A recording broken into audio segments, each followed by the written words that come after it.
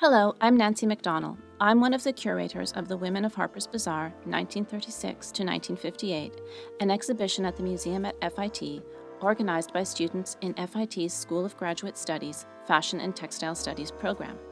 This video will walk you through some of the main themes of the exhibition. The Women of Harper's Bazaar examines the amazing 22-year collaboration between editor-in-chief Carmel Snow, fashion editor Diana Vreeland, and photographer Louise Dahl-Wolfe. Together, they transformed Harper's Bazaar into one of the foremost fashion magazines of the era.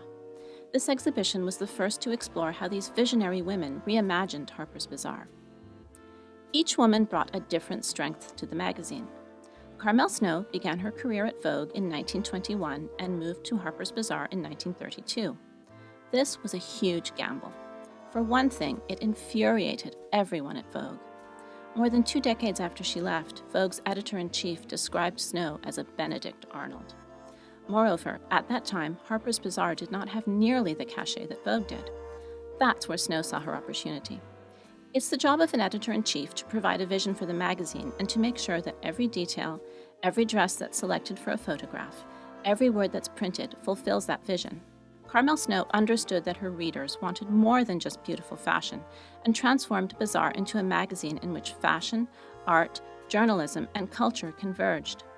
She said that while it was the business of a fashion magazine to show fashion, it was the business of journalists to make an exciting magazine. Snow had boundless energy. Her contemporaries often commented on how she seemed to need very little food or sleep. She knew what she wanted, and she was fearless about getting it. And she was ahead of her time when it came to issues like civil rights.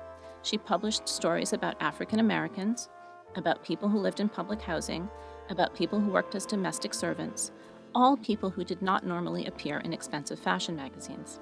Snow wasn't afraid to be controversial. She also had an incredible eye for talent. She helped launch the careers of, among others, designer Cristobal Balenciaga and photographer Richard Avedon. When she retired, a colleague wrote, quote, "The way that we are, that we dress, that we live in our epoch owes much to the divining taste of Carmel Snow, personnage d'exception," end quote. Richard Avedon eloquently summed up Diana Vreeland's career when he said that she invented the fashion editor.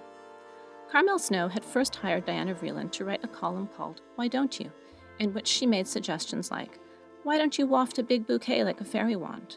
Why don't you turn your old ermine coat into a bathrobe?" Or, one of the most famous ones, "Why don't you wash your blonde child's hair with dead champagne as they do in France?" It was a big hit. The column was parodied in The New Yorker and brought Harper's Bazaar a lot of publicity. Why Don't You led to Diana Vreeland becoming Bazaar's fashion editor. A fashion editor tells stories not with words, but with clothes. This is something that Vreeland excelled at.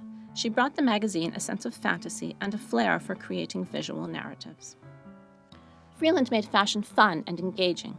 When she and Louise Dahl-Wolfe were working on a cover shoot of a model wearing a flowered hat, she transformed it into what she called Primavera's Crown, a reference to the Botticelli painting. She provided photos with a subtext that was very engaging for readers. She believed that, quote, "Fashion must be the most intoxicating release from the banality of the world," end quote.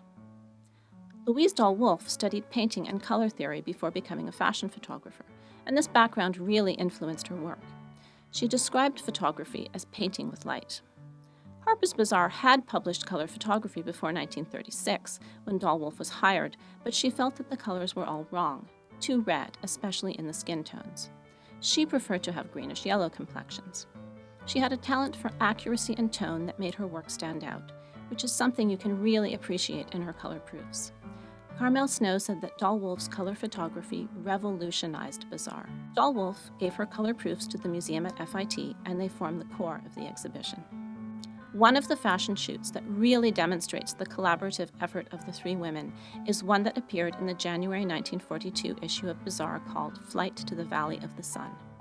It was a fashion spread shot at various locations in Arizona, including an abandoned film set near Phoenix and Frank Lloyd Wright's Rose Posson House, which burned down just a couple of years after the shoot took place. If you compare the clothing in these photos with those in the advertisements that appear in the same issue, you see the very distinct sensibility Vreeland brought to Bazaar. The ads feature tropical patterned dresses and high-heeled shoes. Vreeland's vision of what women should wear at desert resorts is completely different. She chose dramatically pared-down clothes and her signature flat Greek-style sandals that, no matter what was in fashion, she used in countless photographs taken between the early 40s and early 50s. Her choices really harmonize with the landscape.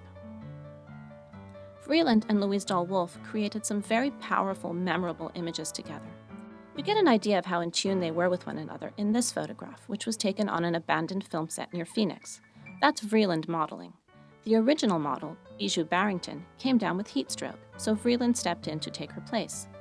It's a testament to the strength of Vreeland and Dahl-Wolfe's creative partnership that the photo fits right in with the other images in the story. The two women were very different. Vreeland was flamboyant, Dahl-Wolfe was methodical, but they worked together seamlessly. Louise Dahl-Wolfe's particular point of view can be seen by examining the image from the Arizona shoot that Carmel Snow selected for the cover. If you look at the alternate versions of the same shot, you can see that Dahl-Wolfe modified the original blue of the shawl, the sunglasses, and the sky to create an image with greater color contrasts. Notice that in the version that went to print, the sky is purple and the sunglasses and shawl are white. Also notice that the model, Bijou Barrington, is wearing a challis shawl that Vreeland fashioned into a blouse. Vreeland transformed clothing and accessories to conform to her idea of what a photo needed. Louise Dahl-Wolfe was involved in every step of the photography process and worked with copperplate prints to ensure that her photographs had the precise colors she desired. After developing her own rolls of film, Dahl-Wolfe would work with an engraver to transfer the images to copper plates, creating one plate for each of the 4 printing colors: cyan, magenta, yellow, and black. When all 4 plates were printed onto one page, the 4 colors would layer together to create a preliminary proof. Dahl-Wolfe would then adjust the plates and continue making proofs until she was pleased with the result.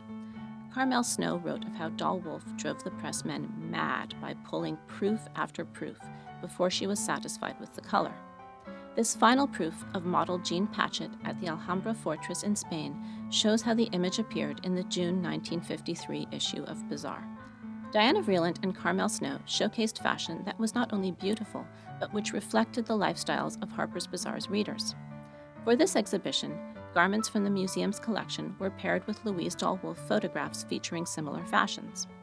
Altogether, the garments represent parts of the ideal wardrobe of the Harper's Bazaar reader, including a travel suit, a day dress, an evening gown, a bathing suit, and a formal coat. Large reproductions of fashion spreads surround the visitor, providing the appropriate setting for the various ensembles.